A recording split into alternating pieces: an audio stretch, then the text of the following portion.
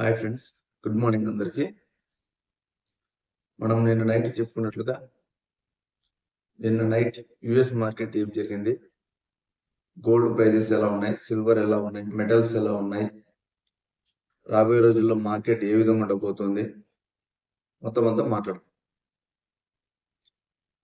నిన్న night US market ఏం పెద్దగా ఏం మారలేదు, యాజ్ యూజువల్ సేమ్ అలాగే ఉన్నాయి. జస్ట్ లైట్గా ఫాల్ 0.1%. ఆ విధంగా నాస్డాక్ కానీ S&P 500 ఇలా ఫాల్ అయ్యాయి. ఎందుకంటే యుఎస్ అన్ఎంప్లాయ్మెంట్ డేటా ఈరోజు ఈవినింగ్ రాబోతోంది. ఈరోజు ఈవినింగ్ 7 గంటలకు వస్తుంది డేటా. ప్లస్ అలాగే గురువారం యుఎస్ సిపిఐ రాబోతుంది. ఈ రెండు ఫ్యాక్టర్స్ యుఎస్ మార్కెట్లో అమెరికాలో వడ్డీ రేటు తగ్గించాలా లేదా, ఈ డేటాను బట్టే US federal reserve fed decision తీసుకుంటుంది. ఈ రెండు డేటా మీదనే 2026లో ఎన్ని వడ్డీ రేటు తగ్గడానికి ఆస్కారం ఉంది మొత్తం అంతా మెయిన్ డిపెండ్ అయింది. ఈరోజు ఈవినింగ్, గురువారం ఈవినింగ్ ఈ రెండు డేటా చాలా చాలా కీ ఫ్యాక్టర్. మార్కెట్ని నడిపించేది ఈ డేటానే. అట్లీస్ట్ 3 months అన్న డేటా, ఈ డేటా ఈరోజు వచ్చే డేటా ఓవరాల్ ఇండియన్ మార్కెట్ అయినా యుఎస్ మార్కెట్ అయినా మూవ్ అవ్వాలంటే ఈ రెండు డేటా చాలా చాలా కీలకం. ఈ రెండు డేటా మార్కెట్కి అనుకూలంగా వచ్చిందంటే 2026 Q1 బుల్లిష్గా ఉండడానికే ఛాన్స్ ఉంది. ఏమాత్రం మార్కెట్కి అనుకూలంగా లేదంటే ఆల్రెడీ ఏ వాల్యుయేషన్స్తో యుఎస్ కొంచెం ఇబ్బంది పడుతోంది. ఎందుకంటే ఆల్మోస్ట్ అది ఏప్రిల్ నుంచి ర్యాలీ చేస్తున్నది, హై వాల్యుయేషన్స్తో ఉన్నాయి ఏ స్టాక్స్. కాబట్టి ఈ మార్కెట్కి అనుకూలంగా వచ్చిందంటే Q1 2026 ర్యాలీ చేయడానికి ఆస్కారం ఉంటుంది. లేదు అంటే ఖచ్చితంగా ఫాల్ వస్తుంది 2026 Q1లో.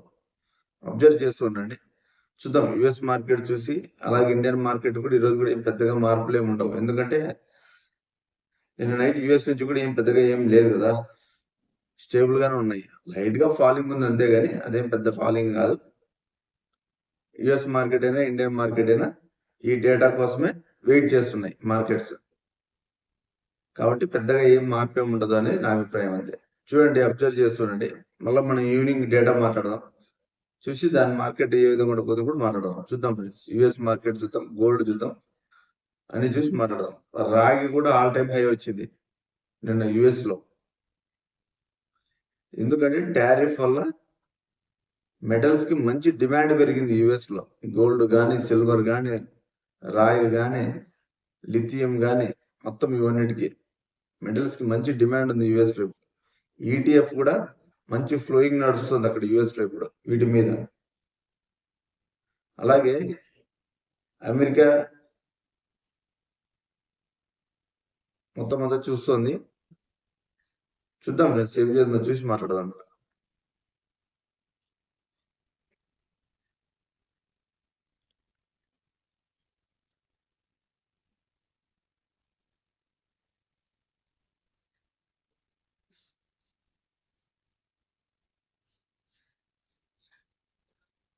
నిన్న night Dow Jones futures, Nasdaq, S&P 500 పెద్దగా ఏం మార్పు ఏం లేదు, జస్ట్ లైట్ ఫాలింగ్ ఉంది. నాస్డాక్, S&P 500 కూడా అంతే. మెయిన్ డేటా కోసం అంతా వెయిట్ చేస్తున్నాయి మార్కెట్ అంతా. రోజు ఈవినింగ్ వచ్చే డేటానే మార్కెట్ మూవ్ చేస్తుంది, అబ్జర్వ్ చేస్తూ ఉండండి. నిన్న నైట్ ఎన్విడియా కూడా 1.4% లాభపడింది. మొత్తం ఏ స్టాక్ అంతా మొత్తం యుఎస్ మార్కెట్ ని ఆల్మోస్ట్ ఎన్విడియా వల్లే మూవ్ అవుతుంది. ఏ ఫాల్ వచ్చిందంటే ఎన్విడియాని ఫస్ట్ పడేది. High almost 4 trillion value. Observe చేయండి ఇది. అలాగే నిన్న క్రూడ్ ఆయిల్ బాగా పడింది నిన్న. ఎందుకంటే యుఎస్ కి వెనిజులాకి వార్ టెన్షన్స్ ఉన్నాయి. ఈ టెన్షన్స్ కొంచెం ఆల్మోస్ట్ కొంచెం తగ్గినట్టుగా ఉన్నాయి. వాటి వల్ల నిన్న క్రూడ్ ఆయిల్ కూడా ఫాల్ వచ్చింది. చాలా మంచిది ఇది ఇండియాకి. 56.55 బ్యారెల్ అంటే ఈ ఇయర్ లో almost 20% crude oil prices drop అయ్యాయి. దీనికి కారణం ట్రంపే. ఎందుకంటే డిమాండ్ తగ్గుతుందనే విధానం ఉండడం చాలా రకాలు ఉన్నాయి. నిన్నైతే వెనిజులా కారణంగా ఆల్మోస్ట్ $1 ఫాల్ వచ్చింది క్రూడ్ ఆయిల్ లో. ఇది మంచి విషయం మన ఇండియాకి. గోల్డ్ $4,310 లైట్ జస్ట్ ఒక $30 తగ్గింది అంతే గోల్డ్ లో కూడా. మెయిన్ గోల్డ్ ర్యాలీకి 2026లో ఫెడరల్ రిజర్వ్ ఏ విధమైన నిర్ణయం తీసుకుంటుంది, వడ్డీ రేట్లు ఎన్ని కట్ చేయడానికి ఆస్కారం ఉంది, క్వాంటిటేటివ్ ఈజనింగ్ ఎంత ట్రిలియన్స్ లో తేగలదా లేదా, లిక్విడిటీ ఎంత పెంచగలదు మార్కెట్ కి అనేది ఆలోచనలో ఉండడం వల్ల మెయిన్ గ్లోబల్ అన్సర్టినిటీ ఉంది కదా, ఉక్రెయిన్ రష్యా యుద్ధం, వీటి వల్ల కూడా గోల్డ్ పెరుగుతూ ఉంది. వాళ్ళేమో రష్యా యుక్రెయిన్ యుద్ధం ఇంకా జరుగుతూనే ఉంది, ఈ అన్సర్టినిటీ ఇంకా తగ్గలేదు. మెయిన్ ఫెడరల్ రిజర్వ్ 2026 ఏ విధమైన నిర్ణయం తీసుకోబోతుంది. ఇన్ఫ్లేషన్ అలాగే పెరుగుతూ ఉంటే గోల్డ్ కూడా అలాగే పెరుగుతూ ఉంటుంది. అది గుర్తు పెట్టుకోండి. ఇన్ఫ్లేషన్ డేటా మనకు గురువారం వస్తుంది, దానికి అబ్జర్వ్ చేయండి.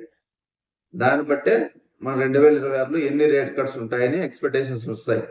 మార్కెట్ ఎక్స్పెక్ట్ చేస్తా అనేది మార్చి జూన్ 2 రేట్ కట్స్ ఎక్స్పెక్ట్ చేస్తుంది. న్యూ ఫెడ్ చైర్ కూడా వస్తాడు 2026లో, మేలో వస్తాడు. ట్రంప్ వచ్చి జనవరిలో కానీ న్యూ చైర్ ప్రకటిస్తాడు, బట్ కానీ ఆయన సీట్లోకి వచ్చే మాత్రం మేలోనే. అది కూడా అబ్జర్వ్ చేస్తుంటాడు. US 10 years బాండ్స్ 4.17 ఏం మారలేదు, హైలోనే ఉన్నాయి. రాగి ఆల్ టైమ్ హైలో ఉంది. మొత్తం మెడల్స్ 2025 అంతా మెడల్ కి మంచి ర్యాలీ. అన్సర్టినిటీ ఎక్కువ ఉందంటే మెటల్స్ ర్యాలీ చేస్తాయి, గుర్తుపెట్టుకోండి. సిల్వర్ కూడా 2 లక్షలు దాటింది 1 kg. ఈ ఇయర్ లో గోల్డ్ కంటే సిల్వర్ మంచి రిటర్న్ ఇచ్చింది. అలాగే నిన్న ఇండియన్ రూపీ బాగా ఫాల్ అయిందని చెప్పుకున్నాం కదా. డాలర్ ఇండెక్స్ చూద్దాం.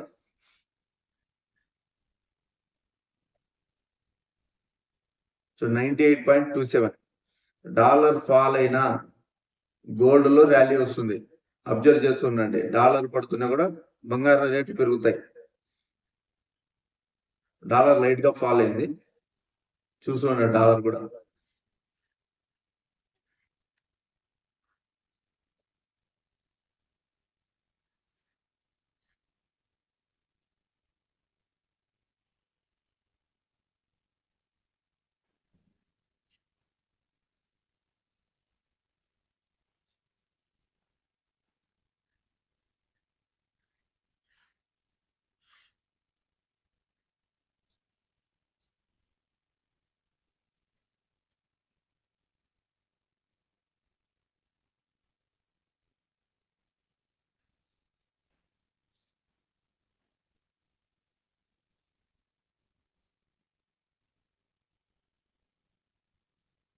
చూడండి. ఆల్ టైమ్ లో Indian rupee almost 6% on year, worst performance. Demand అట్లుంది డాలర్ కి.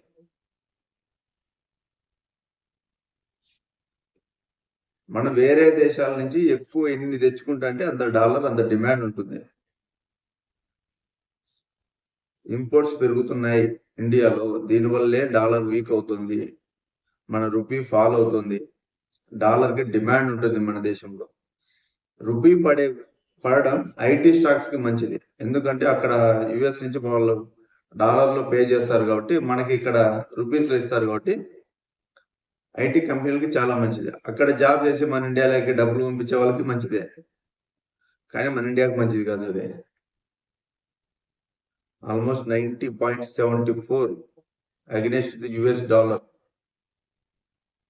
సో చాలా ఫాల్ అవుతూనే ఉంది రూపీ. ఈ రూపీ పడడం వల్ల కూడా మన ఇండియాకి మంచిది కాదు, ఎందుకంటే మనం ఆల్మోస్ట్ క్రూడ్ ఆయిల్ అంతా కొనేదంతా డాలర్స్ లోనే. ఆ బటన్ ఎక్కువ పడుతుంది ఆయిల్ ఇంపోర్ట్స్ వల్ల. యుఎస్ రూపీకి. యుఎస్ రూపీ పడుతుందంటే ఎఫ్ఐఎస్ సెల్లింగ్ చేస్తానే ఉంటారు, గుర్తుపెట్టుకో. ఎఫ్ఐఎస్ సెల్లింగ్ చేసినారంటే స్టాక్ మార్కెట్ నుంచి డాలర్స్ బయటకు వెళ్తూనే ఉంటాయి. అదే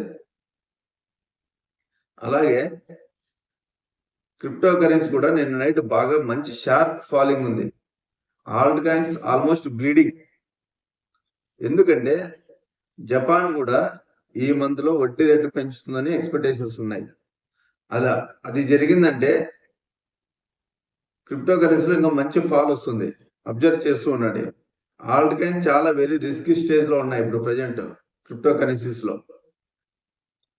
safest investment only bit coin present. Observe చేయండి. 85,000 ఆల్మోస్ట్ 3.73% పడింది.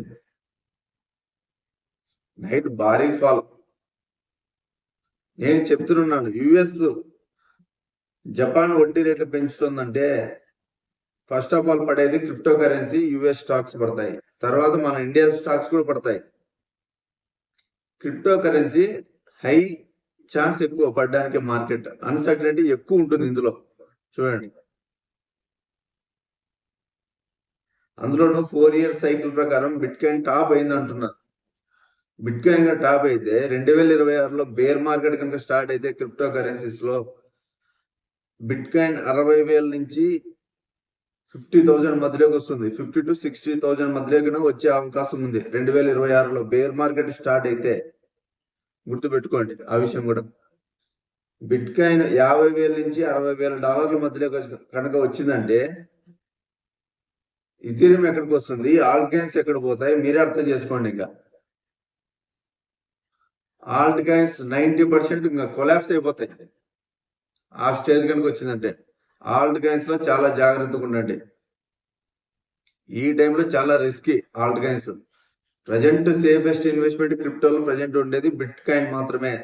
బేర్ మార్కెట్ కనుక వచ్చిందంటే, బుల్ మార్కెట్ కనుక వచ్చిందంటే ఆల్ట్ కాయిన్స్ మంచి పర్ఫార్మ్ చేస్తాయి. ఎందుకంటే 2025 ఆల్ట్ కాయిన్స్ కి వెరీ బ్యాడ్ ఇయర్. చాలా చాలా బ్యాడ్ ఇయర్. అసలు 2025 బుల్ రన్ నడుస్తుందని ప్రతి ఇన్వెస్టర్ ఆల్ట్ కాయిన్స్ లో ఉన్నారు. కానీ అది జరగలేదు. ఎందుకు? వడ్డీ రేటు తగ్గలేదు, ఇన్ఫ్లేషన్ హై ఉంది, మనీ ప్రింటింగ్ రాలేదు. చాలా కారణాలు ఉన్నాయి. Year 2025 tariff main uncertainty. ఈ కారణాల వల్ల క్రిప్టో కరెన్సీ ఇయర్ కి వరెస్ట్ ఇయర్.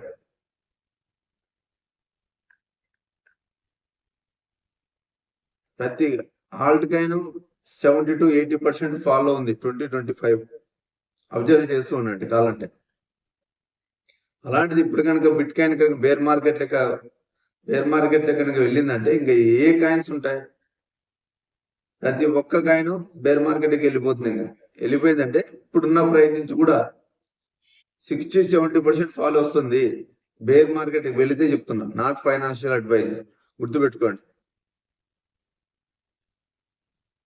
డోజ్ కాయిన్ చాలా పాపులర్ మీమ్ కాయిన్. ప్రతి కాయిన్ ఇప్పటికి కూడా ఆల్ టైమ్ హై నుంచి 70-80% ఫాలోలో ఉన్నాయి. అబ్జర్వ్ చేస్తున్నాను ఫ్రెండ్స్. చూద్దాం ఈరోజు ఏం జరుగుతుందో. ఇండియా మార్కెట్ కూడా అబ్జర్వ్ చేయండి. ఏదైనా ఉన్నాయంటే మీకు ఈవినింగ్ నేను అప్డేట్ ఇస్తాను. Thank you friends.